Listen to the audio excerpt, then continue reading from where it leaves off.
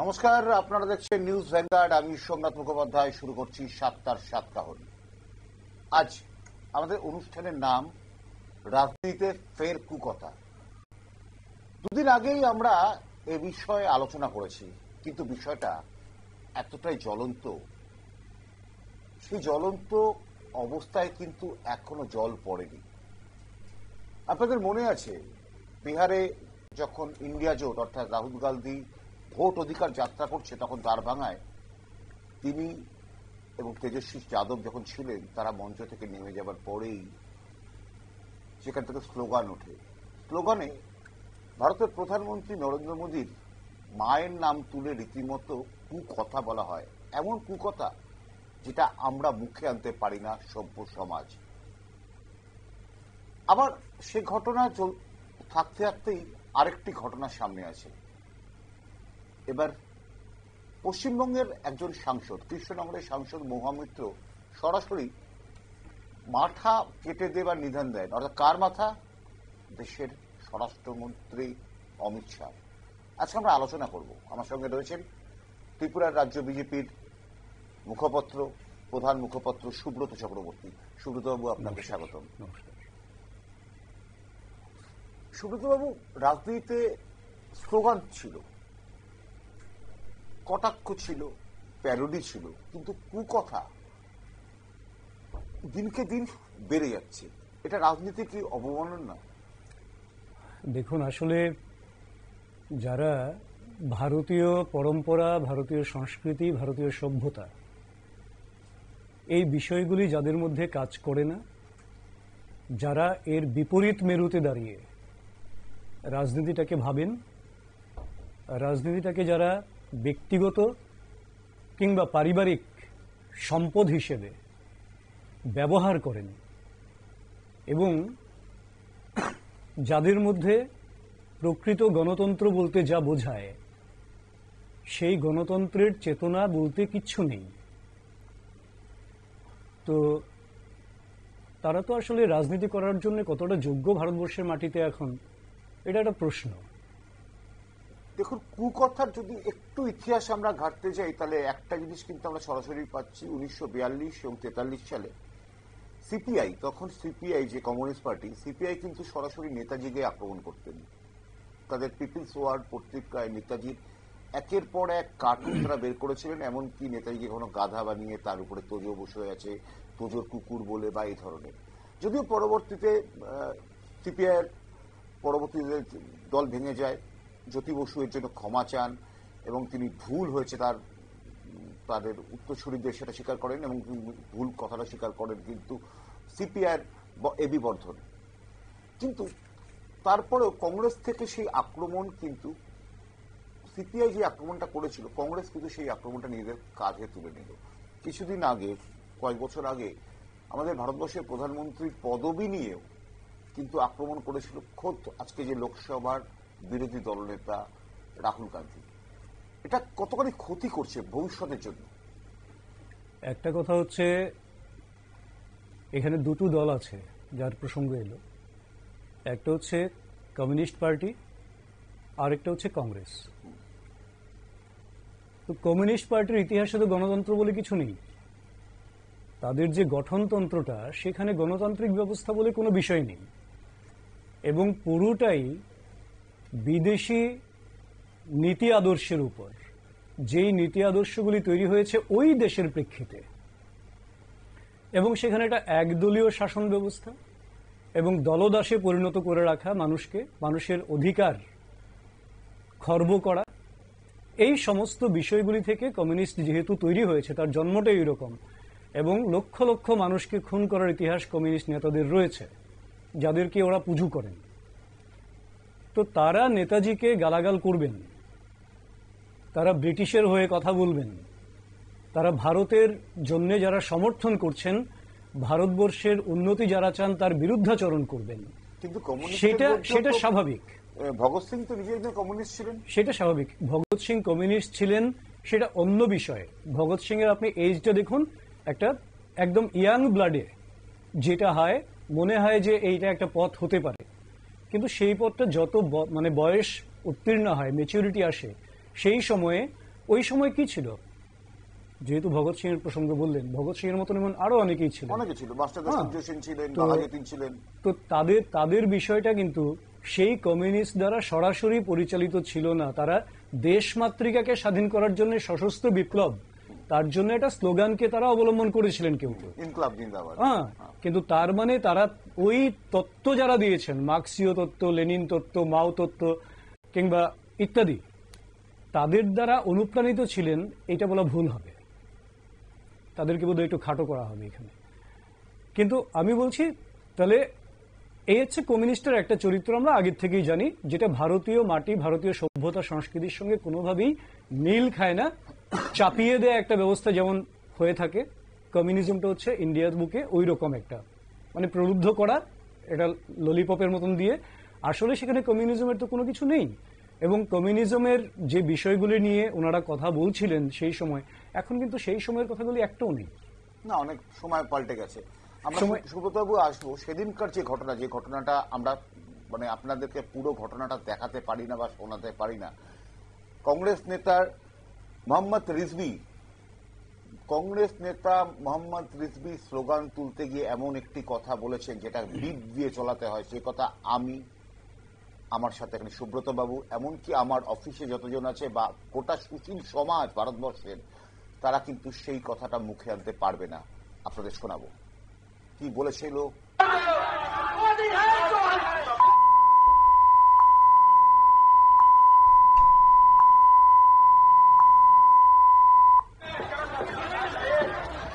এই জায়গাটা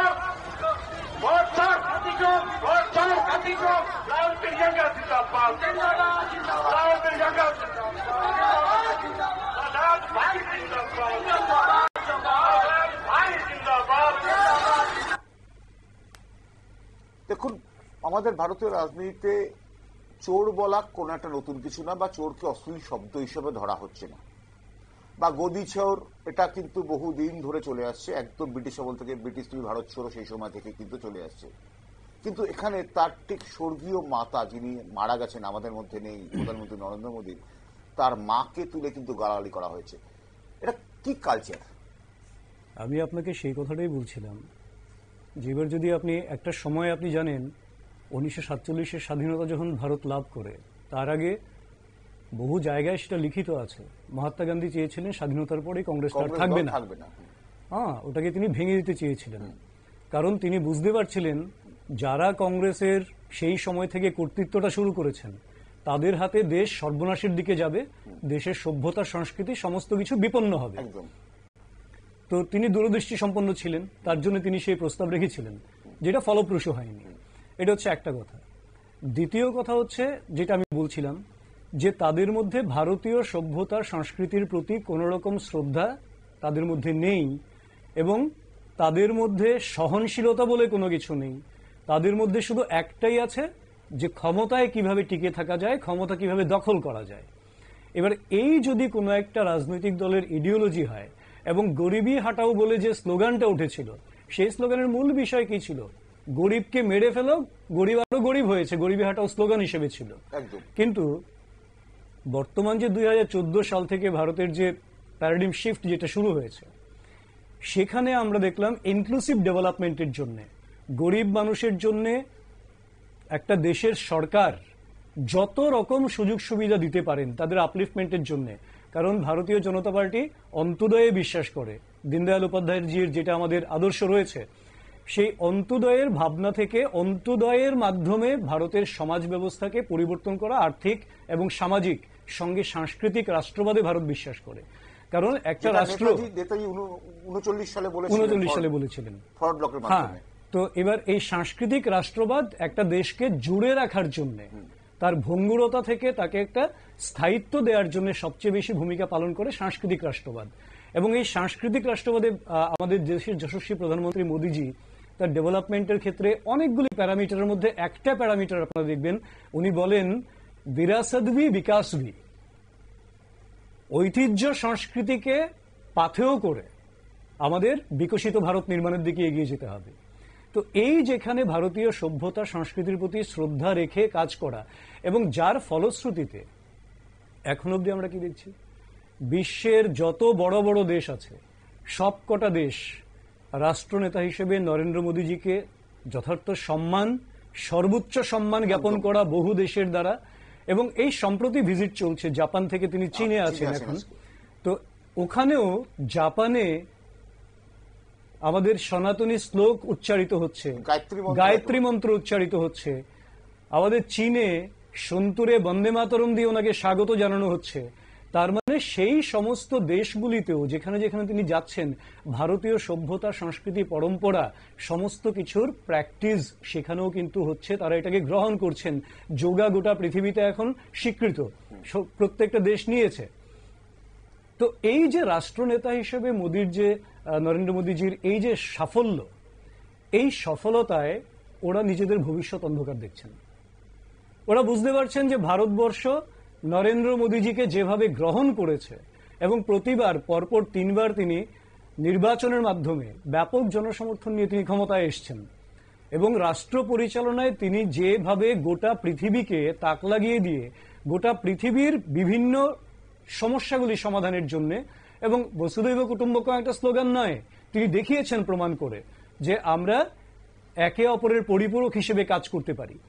তো এই বিষয়গুলি করার ফলে মোদিজির যে একটা গোটা পৃথিবীতে গ্রহণযোগ্যতা এবং ভারতবাসী হিসেবে আমাদের মধ্যে যে একটা গর্ব সঞ্চারিত হয়েছে যে আমরা গর্বিত ভারতবাসী, আমরা সুরক্ষিত ভারতবাসী, যে দুটো শব্দ 2014 সালের আগ পর্যন্ত 10 বছর তার আগে 2004 সাল থেকে 14 সাল পর্যন্ত ছিল না। কি ছিল? কারা করছেন? স্পেকট্রাম কেলেঙ্কারিতে যারা কয়েক লক্ষ কোটি টাকা, কয়লা কেলেঙ্কারিতে যারা কয়েক লক্ষ কোটি টাকা, আদর্শ কেলেঙ্কারিতে যারা কয়েক লক্ষ কোটি টাকা, এইভাবে আপনি যদি বলেন তাহলে এ থেকে জেড পর্যন্ত যতগুলি অ্যালফাবেট আছে প্রত্যেকটা অ্যালফাবেট দিয়ে কংগ্রেস শুধু দুর্নীতি করেছে, ভারতবর্ষকে লুটেছে, ভারতবর্ষের মানুষকে ঠকিয়েছে। এই ঠগবাজরা যখন দেখছে যে আর তাদের রাজনৈতিক অস্তিত্ব ফিরে পাচ্ছে না, তখন এবার ব্যক্তি আক্রমণ শুরু করেছে। তারা ভুলে গেছেন যে প্রধানমন্ত্রী নরেন্দ্র মোদীজি প্রধানমন্ত্রী আগে। এটা যে কোনো, আজকে প্রধানমন্ত্রী নরেন্দ্র মোদীজি আছেন, আজকে থেকে 20 বছর 50 বছর পর আরো কেউ হবেন, কিন্তু কেউ হবেন। কিন্তু তার মানে কি যে হ্যাঁ, রাজনৈতিক যে শিক্ষাটা, সেই শিক্ষাটা কোথায়? আমি বলবো রাজনৈতিক দিক থেকে তারা অশিক্ষিত বা কুশিক্ষায় শিক্ষিত। আপনি কংগ্রেসের প্রসঙ্গ বললেন, আমি বলবো মহুয়া মৈত্র যিনি, এবং বলছেন, আমি বলছি, শুনেছি। এবং সবচেয়ে বড় কথা, আমরা ভারতবর্ষকে মা বলে আমরা পুজো করি। একদম, ভারত আমাদের মাতা, ভারত মাতা। এবং ভারত মায়ের গান শুধুমাত্র বিজেপি করে এটা নয়, আমাদের কবি, সাহিত্যিক, শিল্পী থেকে শুরু করে সবাই ভারতবর্ষকে মা হিসেবে। অবন ঠাকুর প্রথম ভারত মাতা ছবি এঁকেছেন। ঠিক আছে, তো কাজেই এটা আমাদের সভ্যতা, সংস্কৃতি যে ভারতবর্ষ আমাদের মা, এবং এই মাতৃশক্তিকে আমরা সবচেয়ে বেশি সম্মান করি। এবার প্রধানমন্ত্রীর মাকে যে ভাষায় আক্রমণ করেছেন স্বর্গীয় মাতাজিকে, সেটা ভারতীয় সভ্যতা সংস্কৃতির সম্পূর্ণ পরিপন্থী, এবং এটা অত্যন্ত নিকৃষ্ট মানের, এবং এরা সমাজের বুকে এদের কোনোদিন অস্তিত্ব খুঁজে পাওয়ার কথা নয়। যদি সচেতন মানুষ সেটাকে বোঝেন, তাহলে এদেরকে অন্তত সমাজ কোনোদিন স্বীকৃতি দিবে না, দেশ কোনোদিন স্বীকৃতি দেবে না। আর কংগ্রেসের প্রসঙ্গ করে মহুয়া মৈত্রের কথা আপনি দেখুন। এই মহুয়া মৈত্রের কথা বলার আগে আমার, মহুয়া মৈত্র তো একজন প্রতিনিধি তৃণমূল কংগ্রেস। আসলে তৃণমূল কংগ্রেসটা কি? কংগ্রেস থেকে একটা সময় না, ওটা আমার কাছে তৃণমূল কংগ্রেসটা একটু অন্যরকম।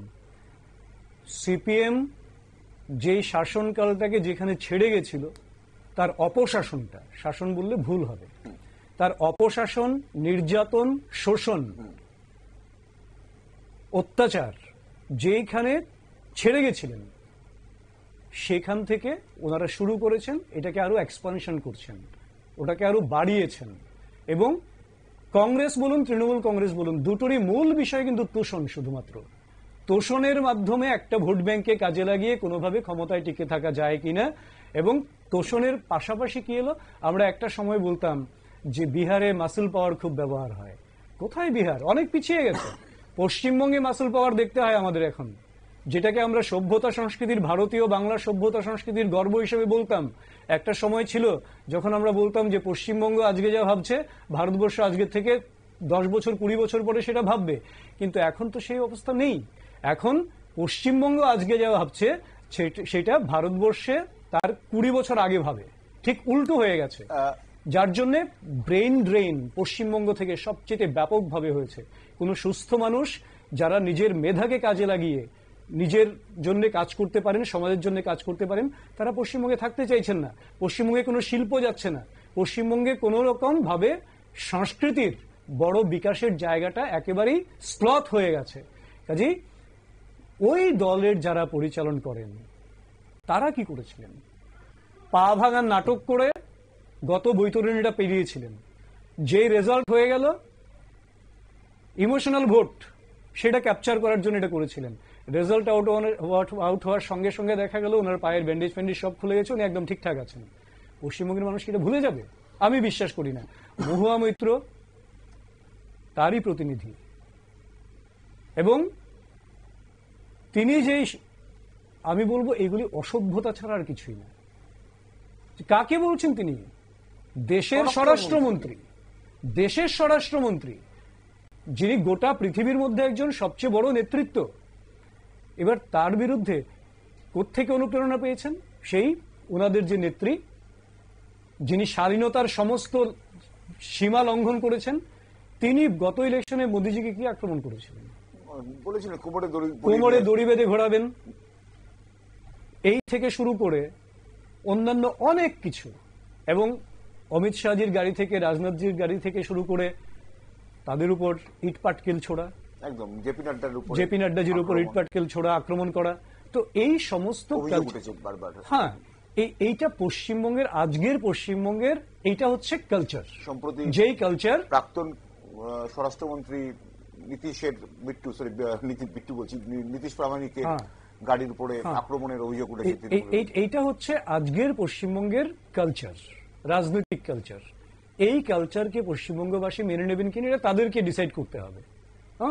কারণ মানুষ যতক্ষণ না সংঘবদ্ধ হচ্ছে ততক্ষণ পর্যন্ত কিছু একটা করা সম্ভব হবে। ব্যক্তিগত আক্রমণের ইতিহাস কি রাজনীতি?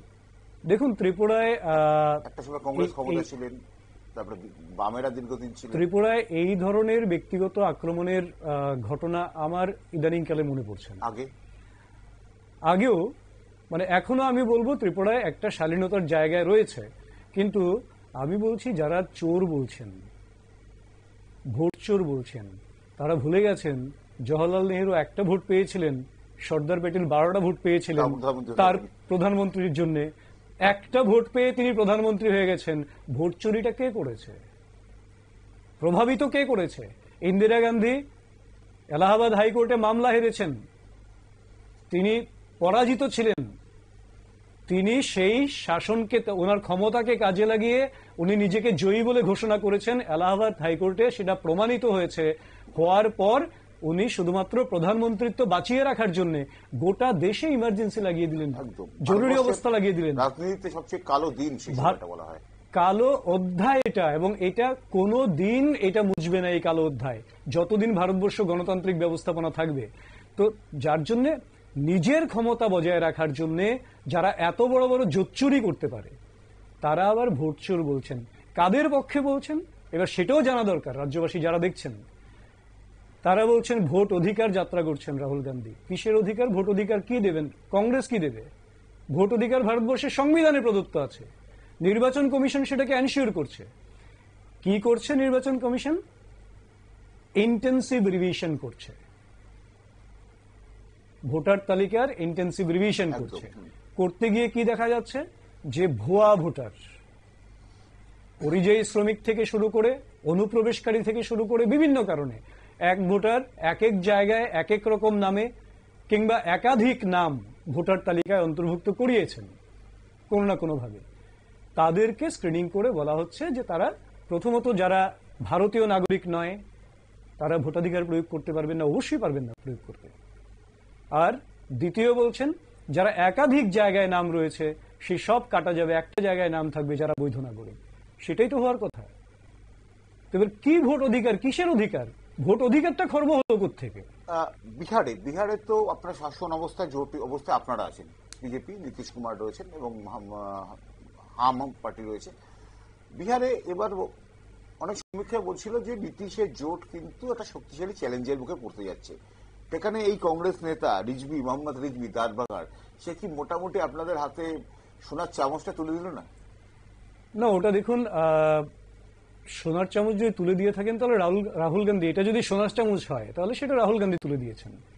কারণ এইটা ভারতবর্ষের কেউ বিশ্বাস করবেন না যে রাহুল গান্ধী যে মঞ্চে রয়েছেন, রাহুল এবং তেজস্বী নেমে যাওয়ার পরে ঘটনা, নেমে যাওয়ার পরে ওখানে কি স্লোগান হবে, কিন্তু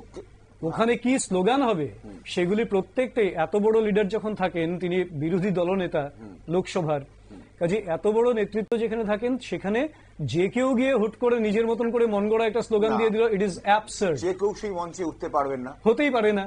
তাকে একটা নেতৃত্বস্থানীয় হতে হবে, নেতৃত্বস্থানীয় হতে হবে, তার অনেক কিছু দেখা হবে। কারণ যে সিকিউরিটি পাচ্ছেন রাহুল গান্ধী, হ্যাঁ, সিকিউরিটি প্রোটোকল অনুযায়ী জেড ক্যাটাগরি সিকিউরিটি পাচ্ছেন। তো এবার জেড ক্যাটাগরি সিকিউরিটিতে উনি গিয়ে মঞ্চে উঠবে কি করে যে কেউ?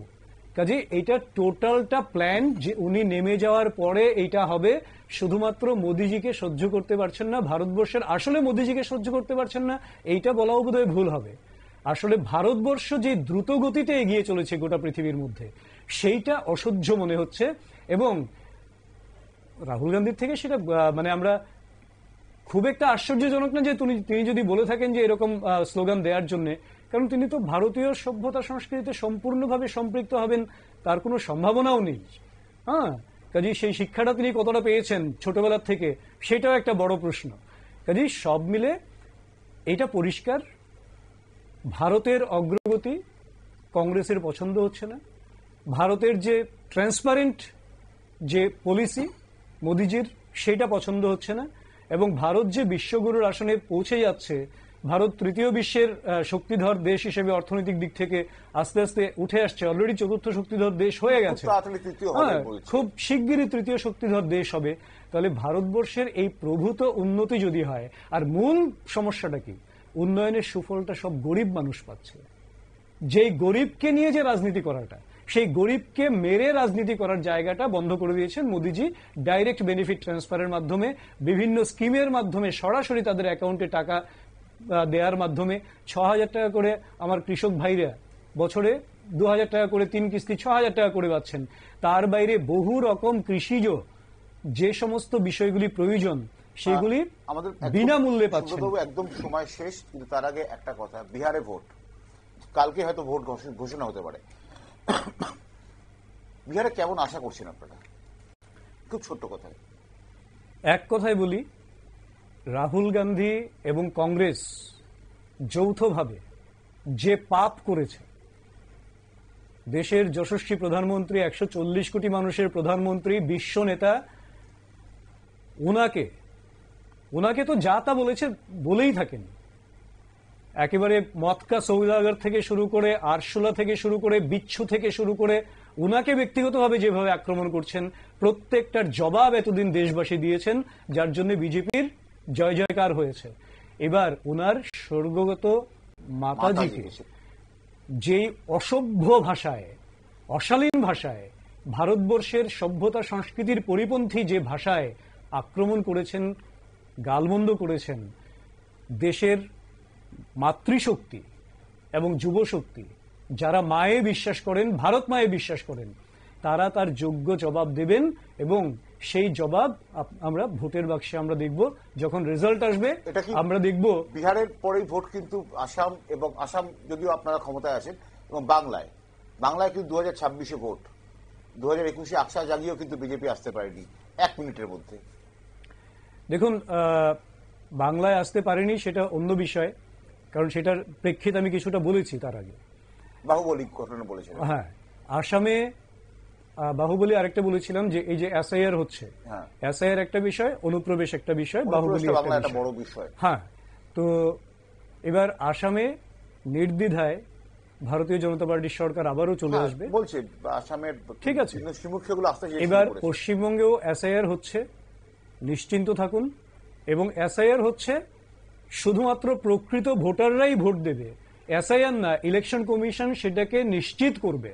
এবং সেইখানে কেউ যদি শাসক যারা আছে তার গোষ্ঠীর হয়ে যদি কোনো প্রশাসনিক ব্যক্তি সেখানে কাজ করে থাকেন, তার বিরুদ্ধে সর্বোচ্চ প্রশাসনিক ব্যবস্থা যেমন গ্রহণ করা হবে। আর যারা এই সমস্ত বাহুবলী রয়েছেন কিংবা অন্য ধরনের ষড়যন্ত্রে যারা লিপ্ত রয়েছেন, তাদেরকেও খুঁজে বার করে তাদের বিরুদ্ধে যথাযথ ব্যবস্থা গ্রহণ করে নিরপেক্ষ নির্বাচন বলতে যা বোঝায় সেটা এবার 2024-এ পশ্চিমবঙ্গ দেখবে এবং পশ্চিমবঙ্গে 2026-এ পশ্চিমবঙ্গ দেখবে এবং পশ্চিমবঙ্গে নিশ্চিতভাবে ভারতীয় জনতা পার্টির সরকার 2026-এ তৈরি হচ্ছে। অজস্র ধন্যবাদ সুব্রত বাবুকে আমার সঙ্গে সময় দেওয়ার জন্য। আমরা আলোচনা করলাম রাজনীতিতে ফের কুকথা। আমরা আজকের দিনে এখানে বসে আমার আবেদন ব্যক্তিগত আক্রমণ নয়, রাজনীতির লড়াই হোক রাজনীতির ময়দানে। আমার এই আবেদনের সাথে আশা করি আপনারা গলা মেলাবেন, আপনারা আমাকে সমর্থন করবেন। আমরা রাজনীতিতে ব্যক্তিগত আক্রমণ কুকথা চাই না, রাজনীতিতে নতুন মুখ চাই, ইয়াং ব্লাড চাই, যারা আমাদের কিন্তু ভবিষ্যৎ। আপনারা দেখছিলেন এতক্ষণ সাতকাহন। আবার আগামীকাল 7টায় অন্য কোনো বিষয় নিয়ে আপনাদের সঙ্গে দেখা হবে।